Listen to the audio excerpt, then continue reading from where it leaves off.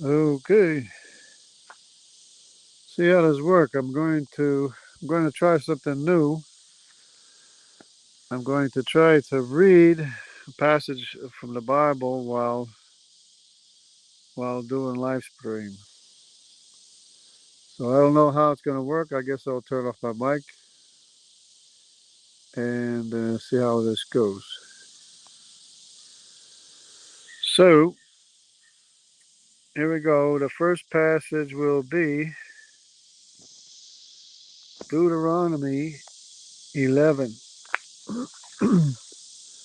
In Deuteronomy 11, I didn't I didn't get myself all prepared. So Deuteronomy 11 says that God just did wonderful things for Israel, and He wants Israel to, you know, keep obeying His statutes, His rules, and if everything goes well, He promised them everywhere they step will be theirs. So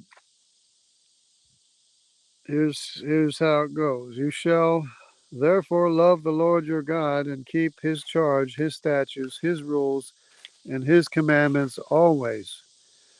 And consider today, since I am not speaking to your children who have not known or seen it, consider the discipline of the Lord your God, His greatness, His mighty hand, and His outstretched arm, His signs and His deeds that He did in Egypt to Pharaoh, the king of Egypt, and to all his land, and what He did to the army of Egypt. Okay, now let me just double check here, see if everything's okay.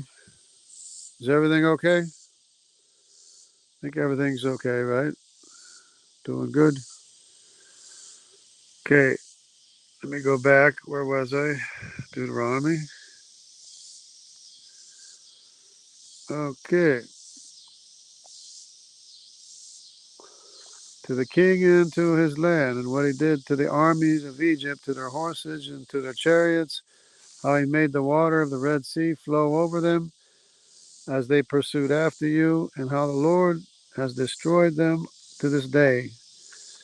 What He did to you in the wilderness until you came to this place, and what He did to Dathan, Abiram, sons of Eliab, sons of Reuben, how the earth opened up its mouth and swallowed them up with their households, their tents, and every living thing that followed them in the midst of Israel. For your eyes have seen all the great work of the Lord that He did. You shall therefore keep the whole commandment that I'm commanding you today, that you may be strong and go in and take possession of the land that you are going over to possess.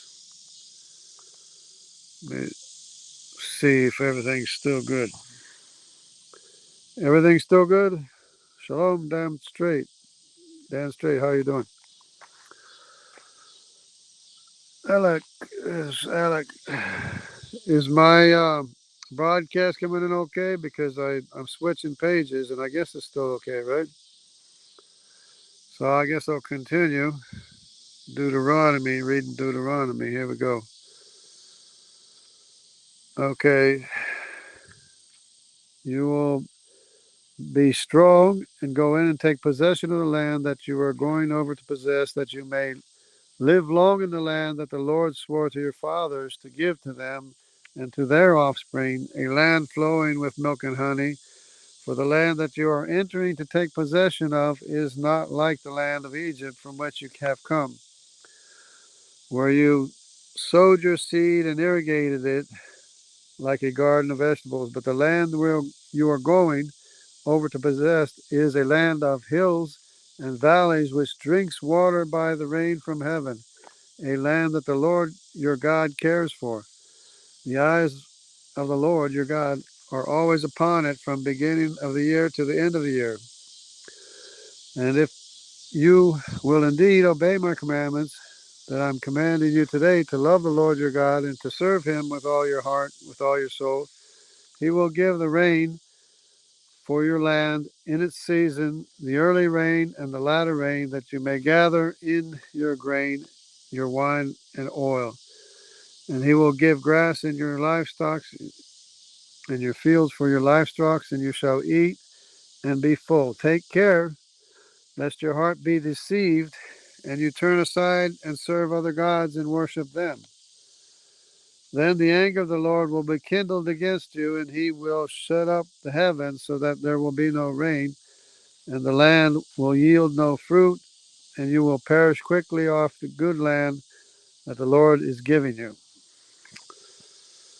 So, let's see if everything is still good. I'm guessing everything's still good. No hurricanes in Southern California. Panic at the disco again. Yeah. No, no jokes about the Hurricane Hillary. You read Babylon Bee or anything. Anyway, back to the Bible verses. Okay, verse 18. You shall therefore lay up these words of mine in your heart and in your soul, and you shall bind them as a sign on your hand, and they shall be as frontlets between your eyes. You shall teach them to your children, talking to them while you're sitting in your house, and while you're walking by the way, while you lie down, and while you rise up. You shall write them on the doorpost of your house and on your gates, that your days and the days of your children may be multiplied in the land of the Lord, that the Lord swore to your fathers to give them, as long as the heavens are above the earth. For if you will be careful to do all this commandment that I am commanding you to do, loving the Lord your God, walking in all his ways, and holding fast to him, then the Lord will drive out all these nations from before you, and you will dispossess nations greater and mightier than you. Every place on which the sole of your foot treads shall be yours. Your territory shall be from the wilderness to the Lebanon, from the river Euphrates to the western sea. No one will be able to stand against you. The Lord your God will lay the fear of you and the dread of you on all the land that you shall tread, as he has promised you. See, I am setting before you today a blessing and a curse. The blessing, if you obey the commandments of the Lord, which I command you today, and the curse, if you do not obey the commandments of the Lord your God, but to turn aside from the way that I am commanding you today, to go after other gods that you have not known. And when the Lord your God brings you into the land that you are entering to take possession of it, you shall set the blessing on Mount Gerizim, and the curse on Mount Ebal, which, by the way, they they did discover Mount Ebal. They found the Mount Ebal with the curses, with the altar and the curses or whatever it was on Mount Ebal. They actually found the Mount of Curses. And I don't know if they ever found the Mount of Blessings, but they read some of the curses. They're like, curse this, that, and the other thing or whatever. I guess it was something they did back in the day or something. But anyways, it's a curse if you disobey the Lord, and it's a blessing. Yeah, they found a curse tablet. Yeah, that's what it was. So this is Zechariah. No, I'm in the wrong place. Still in Psalms, right? Is this Psalms? No, I'm still in Deuteronomy. Oh, okay. Are they not beyond the Jordan, west of the road, toward the going down of the sun, and in the land of the Canaanites who live in Arba, opposite Gilgal, beside the oak of Moreh? For you are to cross over the Jordan and to go take possession of the land that the Lord your God has given you. And when you possess it and live in it, you shall be careful to do all the statutes and rules that I am setting before you today. So that's the size that God promised to Israel, the size of the land of Israel that he promised to Israel if they keep his commandments. It's from the wilderness all the way to the Euphrates, all the way to the sea. And of course, if all the Jewish people went back, or even half the Jewish people went back to the land of Israel, there wouldn't be enough room for them to live. They would have to live in a larger area. So that's kind of the thing there. Yep. Every time they follow the Bible, they find the evidence. Absolutely. Yep. That was the curse tablet. Okay, so now when they found a tablet that Yahweh written, that it had Yahweh written on it, destroyed the skeptics' claim that Moses couldn't have written it. Yep. Yes. And they keep on finding discoveries like that. I mean, they keep on disproving the skeptics. The skeptics will come by and say, oh, that's not true. Oh, there was never any Hittites. Oh, there was never any house of David. Oh, there was never this. There was never that. Oh, Yahweh wasn't there. And then they find Yahweh written on a tablet. Exactly. And yep. And they keep on, you know, it's like the verse in Revelation where the dragon spews out water out of his mouth to drown the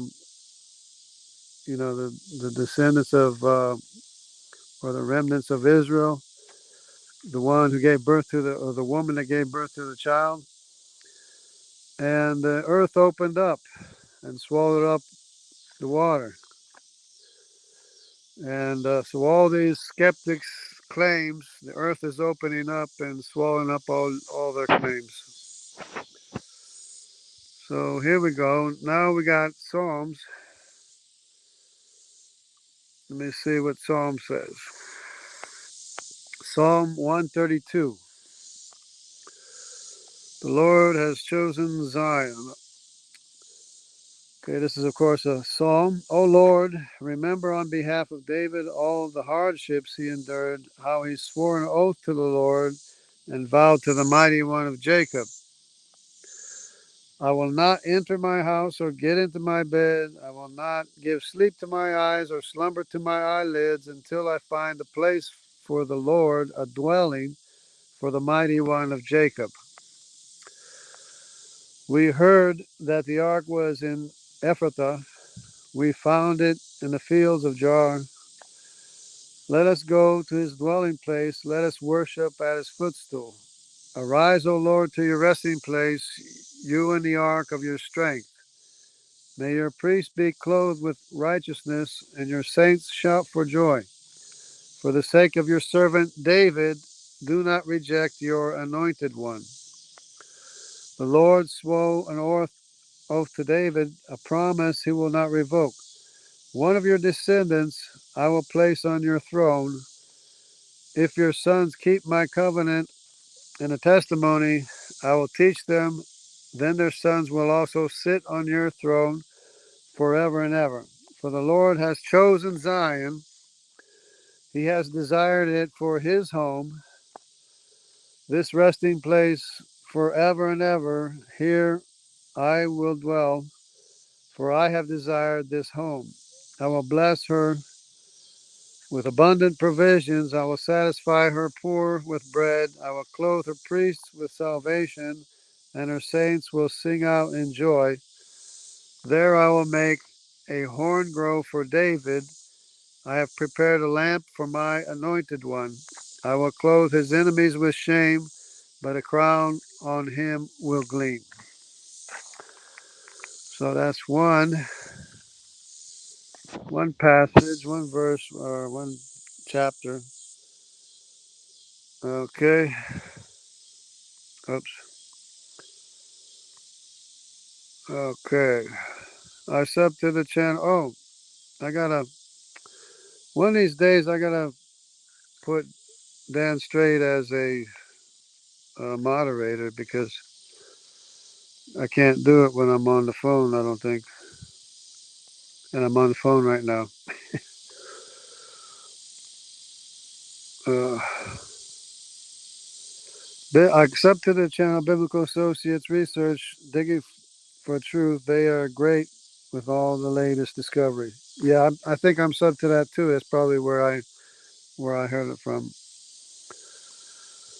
See, I believe I've been on their site. I don't sub to a lot because it crowds my feed. Oh, I'm sub to so many people. I don't even get um, the the notices. But anyway, that I'm subs to half the time. Okay, so let me see if I can do this. Let me see. Okay, so that was Psalms. Now we have Zechariah 11,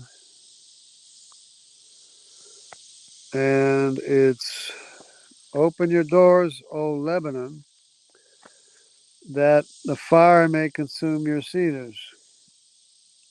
Wail, O cypress, for the cedar has fallen, the majestic trees are ruined. Wail, O oaks of Bashan, for the dense forest has been cut down. Listen to the wailing of the shepherds, for their glory is in ruins. Listen to the roaring of the young lions, for the thickets of Jordan are destroyed, which I guess has been fulfilled because I don't think it exists anymore.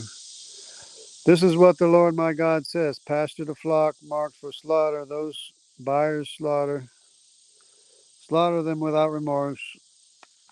Those who sell them, blessed be the Lord, for I am rich. Even their own shepherds have no compassion on them.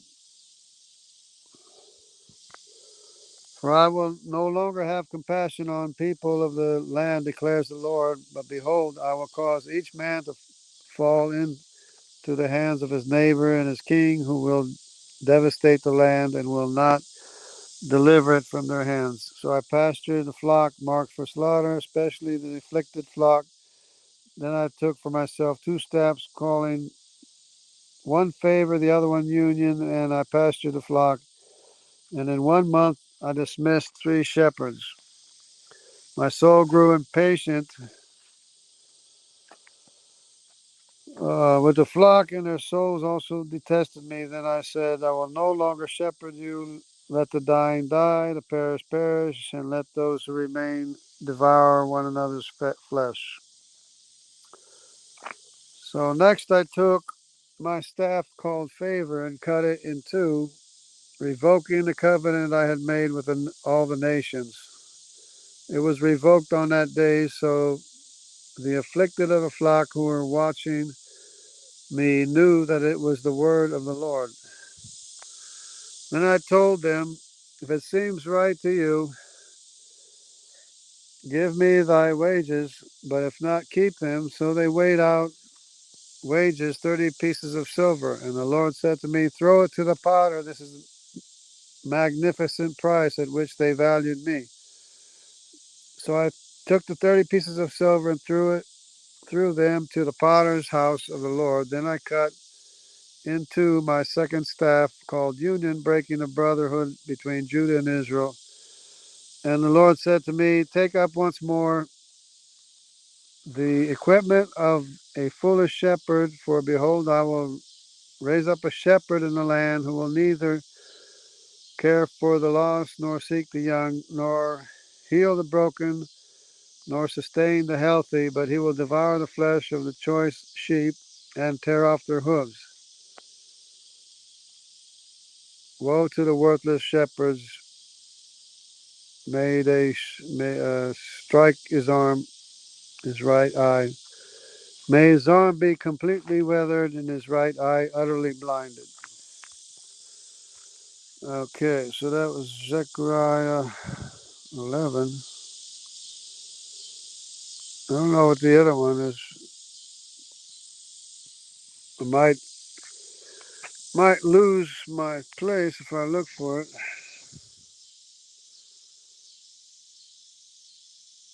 Okay.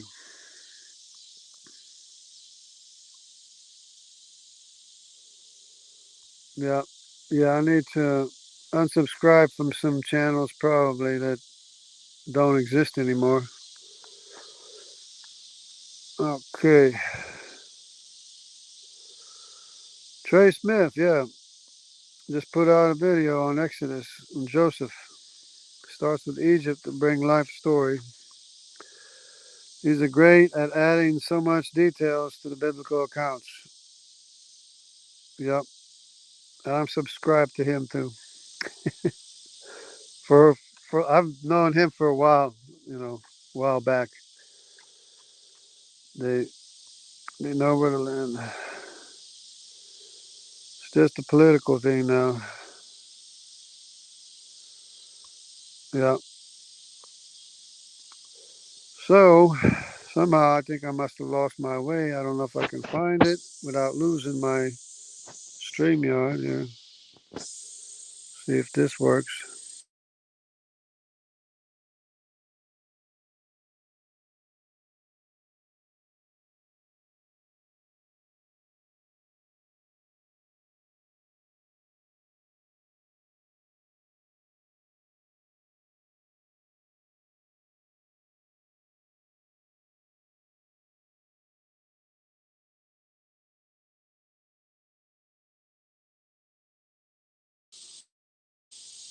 Okay, I'm back.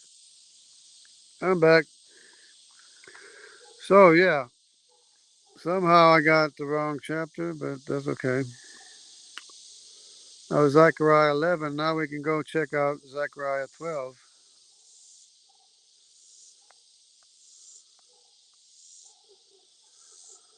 Okay.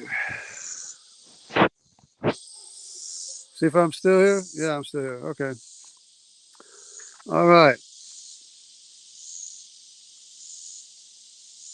And the flood video. Okay. All right. Zechariah 12, which is what I thought it was. Somehow I got 11 in there. This is the burden of the word of the Lord concerning Israel. Thus declared the Lord, who stretches out the heavens and lays the foundation of the earth, who forms the spirit of man within him. Behold, I will make Jerusalem a cup of drunkenness to all the surrounding peoples. Judah will be besieged, as well as Jerusalem. On that day when all the nations of the earth gather against her, I will make Jerusalem a heavy stone for all the peoples. All who would heave it away will be severely injured. On that day, declares the Lord, I will strike every horse with panic and every rider with madness.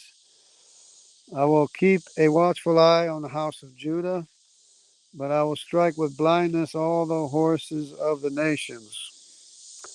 Then the leaders of Judah will say in their hearts, the people of Jerusalem are my strength, for the Lord of hosts is their God. On that day I will make the clans of Judah like a firepot in a woodpile, like a flaming torch among the sheaves. They will consume all the peoples around them on the right and on the left, while the people of Jerusalem remain secure there. The Lord will save the tents of Judah first, so that the glory of the house of David and the people of Jerusalem may not be greater than that of Judah. On that day, the Lord will defend the people of Jerusalem, so that the weakest among them will be like David, and the house of David will be like God, like the angel of the Lord going before them. So on that day, I will set out to destroy all the nations that come up against Jerusalem. Then they will pour out on the house of David. Then I will pour out on the house of David and on the people of Jerusalem a spirit of grace and supplication, and they will look on me, the one they have pierced, and they will mourn for him as one mourns for an only child, and grieve bitterly for him as one grieves for a firstborn. On that day, the wailing in Jerusalem will be as great as the wailing of Hadad Rimmon in the plain of Megiddo. The land will mourn, each clan on its own, the clan of the house of David and their wives, the clan of the house of Nathan and their wives, the clan of the house of Levi and their wives, the clan of Shimei and their wives, and all the remaining clans and their wives. Shimei. So that was Zechariah 11 and 12, which I was supposed to read 12, but I read 11 too. Anyway, that's about it for right now, I guess. A little bit. Trey Smith has copies of a lot of Assyrian Babylonian stela that connect the biblical writings. So why so many get confused is they don't read the Bible. Yeah. Well, they don't think much of the Bible, and then that's their mistake. That's why they don't understand things and they confuse things. Is because they didn't value the Bible for what it's worth, what its value is. Okay, theory. Fact that the clothing that Abraham got from Shem, he killed Cush, was given all the way to Jacob what he wore to deceive Abraham onto John the Baptist's clothing. There's a lot of stories about that for sure. It's hard to know exactly what's true, but there are stories to that effect. Great show. Yep. Thank you everybody for participating as well. Oh, might as well hold on a second. Try to save the bandwidth. There we go. Anyway, God bless everybody. Take care, and hope to see you soon. God bless everyone. If I can find it, there it is.